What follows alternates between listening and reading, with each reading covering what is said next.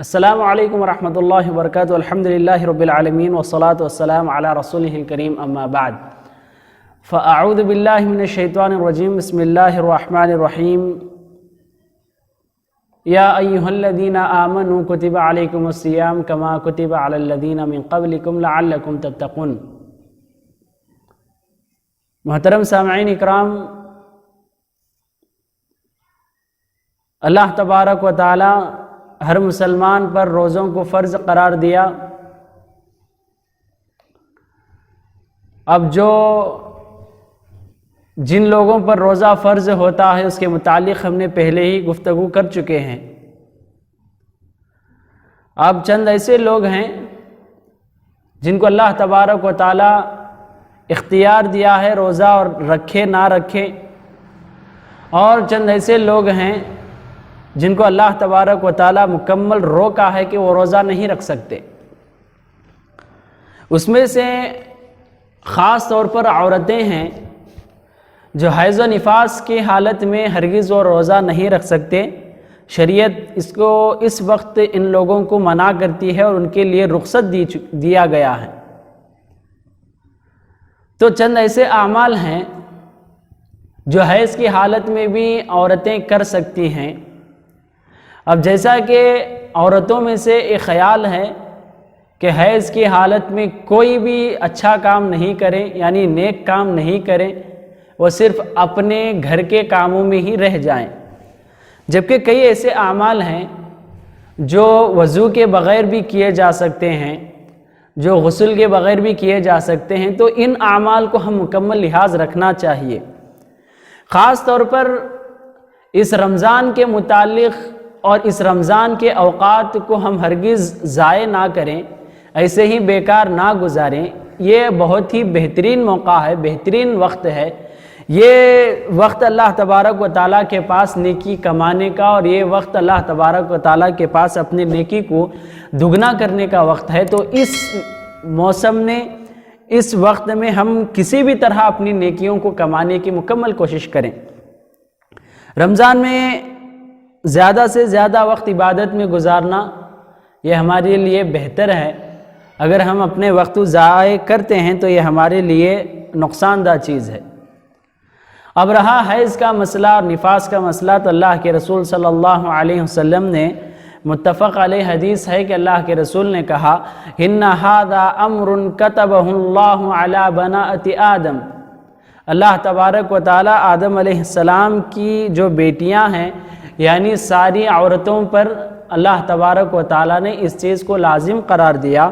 ان کے اندر یہ معاملہ فطرتی معاملہ ہے، اللہ نے اس طرح اسے پیدا کیا ہے، اللہ نے اس معاملے کو عورتوں کے ساتھ جوڑ دیا ہے، اور اس کی اللہ تبارک و تعالیٰ کی حکمت ہے، اور اس میں عورتوں کے لیے فائدہ مند چیز ہے۔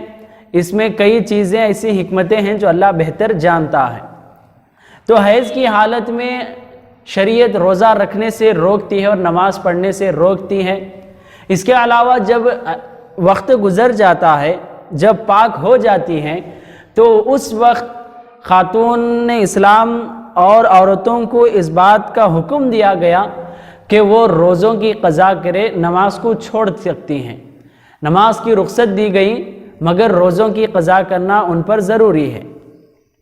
اس کے علاوہ استحاضہ، حیض چھوڑ کر استحاضہ کا مسئلہ ہے، اس وقت باقاعدہ روزے فرض ہیں، اس وقت باقاعدہ وہ روزے رکھنا چاہیے۔ اس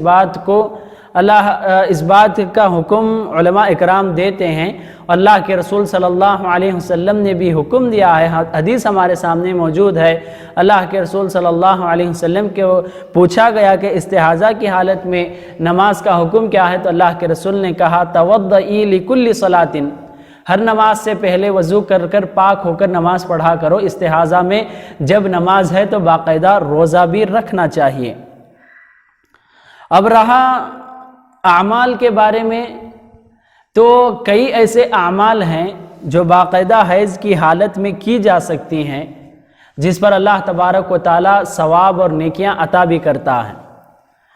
پہلی بات میں بتاتا چلوں کہ اللہ تبارک و تعالی اس آخری امت پر اور انسانوں پر بہت زیادہ رحم کرتا ہے۔ جس کی بہت بڑی دلیل یہ ہے کہ جب مومن خاص طور پر مسلمان نیکی کا ارادہ بھی کرے تو اس کے لیے اللہ تبارک و تعالیٰ اس کا بدلہ اور اس کی نیکی کا، اس کے اعمال اور اس کے خیال کا بھی اجر عطا کرتا ہے، اس کی نیت کا بھی اجر عطا کرتا ہے۔ بخاری میں حدیث موجود ہے، اللہ کے رسول صلی اللہ علیہ وسلم نے کہا اذا مرض العبد او سافر کتب له مثل ما كان يعمل مقیما صحیحا۔ اللہ کے رسول صلی اللہ علیہ وسلم نے کہا کہ بندہ جب عام دنوں میں اچھے اعمال کرتا ہو اور جب اسے کوئی مرض لاحق ہو جائے، سفر کی ضرورت پیش آئے، کوئی اور حاجات اس کے عمل کو کم کر دے، کوئی اور دوسرے کام اس کے اعمال کو آڑ پڑ جائے، تو اس وقت اللہ تبارک و تعالیٰ جو اس نے عام دنوں میں نیکیاں کرتا تھا، ان دنوں میں بھی وہ نیکیوں کا بدلہ عطا کرتا ہے، وہ نیک اعمال کا بدلہ اللہ تبارک و تعالیٰ لکھ دیتا ہے۔ اور ایک حدیث میں متفق علیہ حدیث ہے، اللہ کے رسول صلی اللہ علیہ وسلم نے کہا کہ جب بندہ نیکی کا ارادہ کرتا اور اس پر عمل نہیں کرتا، اس کے باوجود اللہ تبارک و تعالیٰ اس کے لیے نیکیاں لکھتا ہے۔ فمن ہم محسنا فلم يعملها كتبها اللہ له عنده حسنة کاملہ۔ تو اللہ کے رسول صلی اللہ علیہ وسلم نے کہا کہ اللہ تبارک و تعالیٰ بندے کے دل اور اس کی نیت کی طرف دیکھتا ہے۔ جب بندہ کسی چیز کا خاص طور پر نیکی کا ارادہ کرتا ہے اور اس پر عمل کرنے کی اسے طاقت نہیں ہوتی، تو ضرور اللہ تعالیٰ اس کی جو نیت رہی اس پر ہی اجر لکھ دیتا ہے۔ تو ہم عام دنوں میں اگر عورتیں اچھی طرح زندگی گزارتے ہیں، عام اوقات میں ہمارا عمل، ہماری عبادت اچھی ہو، عام دنوں میں، طہارت کے دنوں میں، پاک صافی کے دنوں میں اگر ہماری یہ عادت چلی آ رہی ہے کہ ہم نماز کا اہتمام کرتے ہیں، قرآن کی تلاوت کرتے ہیں، ذکر و اذکار کا لحاظ ہے، اپنی گھر کی ذمہ داریاں، تمام چیزیں ادا کرتے ہیں، تو باقاعدہ اللہ تبارک و تعالیٰ اس پیریڈ میں بھی، اس وقت میں بھی اللہ تبارک و تعالیٰ وہ نیکیاں لکھتا ہے اور نیکیاں اللہ تبارک و تعالیٰ عطا کرتا ہے۔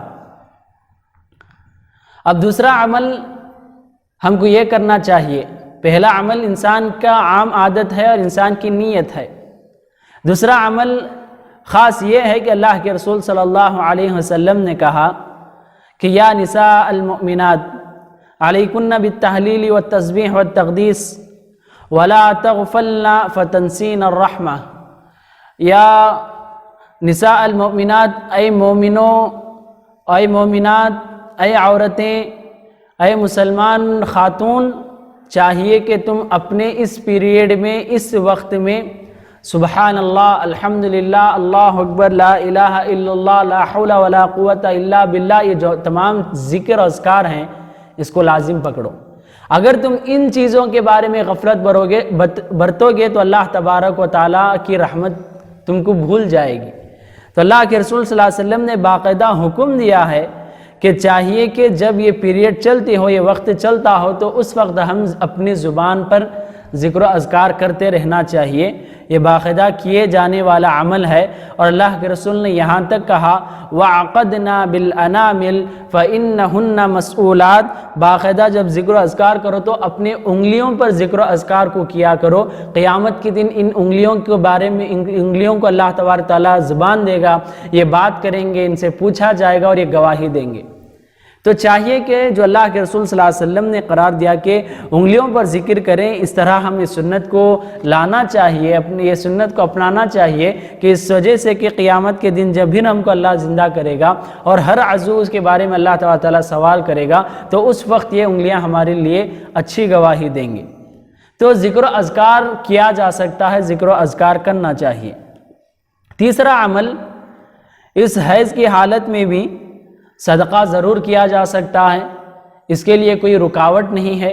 تو اللہ کے رسول صلی اللہ علیہ وسلم کے بارے میں صحابہ اکرام بتاتے ہیں کہ عام دنوں میں بھی اللہ کے رسول زیادہ سے زیادہ صدقہ کیا کرتے تھے، مگر خاص طور پر رمضان میں صحابہ اکرام کہتے ہیں کہ اجود الناس، اللہ کے رسول صلی اللہ علیہ وسلم زیادہ سے زیادہ سخی کرتے تھے، سخاوت کرتے تھے، بہت سخی آدمی بن جاتے تھے۔ تو اس وجہ سے صدقہ کرنے میں کوئی رکاوٹ نہیں ہے، صدقہ کرتے رہنا چاہیے، اس میں ہمارے لیے وضو اور طہارت کی شرط نہیں ہے۔ اس کے ساتھ اللہ کے رسول صلی اللہ علیہ وسلم نے یہ بھی بتایا کہ صلہ رحمی کیا کریں۔ جب بھی مریض جہاں پر بھی بیماری میں مبتلا ہو وہاں پر زیارت کیا کریں، روزے داروں کو کھانا کھلانا اس کے اہتمام کریں، جہاں پر بھی کسی کا گھر تنگ چلتا ہو، جو روزے کا ہمارے پاس غذا ہے، جو ہمارے پاس جتنا ہمارے پاس مال ہے، ضرور اس کے ذریعے مسکینوں کو کھانا کھلائیں، مسکینوں کی مدد کریں۔ اگر کوئی اعتکاف میں بیٹھا ہوا ہو تو اس کے لیے اہتمام کریں۔ اللہ کے رسول صلی اللہ علیہ وسلم نے چند ایسے اعمال بتائے ہیں جو ہم خاص طور پر عورتیں اس پیریڈ میں بھی، اس وقت میں بھی کیے جا سکتے ہیں۔ اب رہا قرآن کا مسئلہ، تو اس میں تو مکمل مصحف چھینا، قرآن کو چھینا، اسے کھول کر پڑھنا اس سے منع کیا گیا ہے۔ مگر علماء کا اختلاف اس بات میں ہے کہ اگر کوئی خاتون چند سوریں یاد رکھتی ہو تو کیا وہ اپنے طور سے پڑھ سکتی ہے؟ تو علماء اکرام نے اسے منع بھی کیا ہے، اور باقاعدہ دوسرے علماء نے اس کے لیے باقاعدہ اجازت دی ہے کہ جب عورتیں اپنی اس پیریڈ میں سبحان اللہ، الحمدللہ، اللہ اکبر کا ذکر کر سکتی ہے تو ضرور وہ سورے بھی پڑھ سکتی ہیں جو ان کو دیکھے بغیر یاد ہیں۔ اب اللہ کے رسول صلی اللہ علیہ وسلم نے سورہ اخلاص کے بارے میں کہا کہ ثلث قرآن کا ثواب اللہ تعالیٰ سورہ اخلاص میں رکھا ہے۔ جب سورہ اخلاص پڑھا جاتا ہے تو قرآن کا تیسرا مکمل حصہ دیا جاتا ہے۔ جب انسان 30 پارے پڑھنے پر جتنا ثواب ملتا ہے، سورۃ الاخلاص میں اللہ تعالیٰ وہ اجر رکھا ہے۔ اب ہمارے سامنے کئی ایسے قرآن کی آیتیں ہیں جو ہم کو چھوٹی چھوٹی صورتیں یاد رہتی ہیں، اسے ہم اپنی زبان پر پڑھ ہی جا سکتی ہیں۔ اس طرح علماء کا فتویٰ ہمارے سامنے موجود ہے۔ اب اور ایک آخری عمل یہ رہا کہ جب ہمارا اس طرح کا وقت گزرتا ہو، عورتوں پر یہ حیض و نفاس کا وقت گزرتا ہو، روزے نمازیں چھوٹتی ہیں، تو باقاعدہ اس کا ہم غیر رمضان میں اور جب ہم پاک ہو جاتی ہیں تو اس وقت ضرور اس کا اہتمام کرنا چاہیے، اس وقت ضرور اس کو ہم قضا کرنا چاہیے۔ یہ بھی اللہ تبارک و تعالیٰ اور رسول اللہ صلی اللہ علیہ وسلم کا حکم ہے۔ جب یہ قرآن و حدیث کا حکم اور شریعت کا حکم ہے تو ضرور اس میں آپ کے لیے بہتری ہے۔ جہاں پر آپ کا ثواب کم ہوتا ہے، نیک اعمال کم ہوتے ہیں، جب جیسا ہی یہ چیز ختم ہونے کے بعد آپ ادا کرتی ہیں تو ضرور آپ کے اس میں بھی اللہ تبارک تعالیٰ یہ عمل اور یہ جذبہ، یہ خیال رکھنا، اسی پر اللہ تبارک تعالیٰ نیکیاں عطا کر سکتا ہے۔ اب رہا اور ایک اسی مسئلے میں سے کہ جب ہماری یہ پیریڈ گزرتی ہو اور اس میں اکثر بیماریاں ہوں، بیماری کی وجہ سے روزہ کبھی نہیں رکھ سکتی، تو ایسے عورتوں پر فدیہ ہے، تو فدیہ ادا کرنا چاہیے۔ وہ چاہے تو ہر روز مسکین کو کھانا، روزہ دار کو کھانا کھلا سکتی ہیں، یا ایک ہی وقت ملا کر کسی ایک مسکین کو ادا بھی کر سکتی ہیں۔ اس طرح چند ایسے اعمال ہیں جو باقاعدہ اس پیریڈ میں بھی عورتیں یہ اعمال کر سکتی ہیں۔ ان کا لحاظ رکھیں، ان کو یاد رکھنے کی کوشش کریں، اپنے قیمتی وقت کو ضائع نہ کریں۔ اللہ سے دعا ہے کہ اللہ تعالیٰ ہم سب کو ان باتیں یاد رکھنے، اس پر عمل کی توفیق عطا فرمائے، آمین۔ والسلام علیکم ورحمۃ اللہ وبرکاتہ۔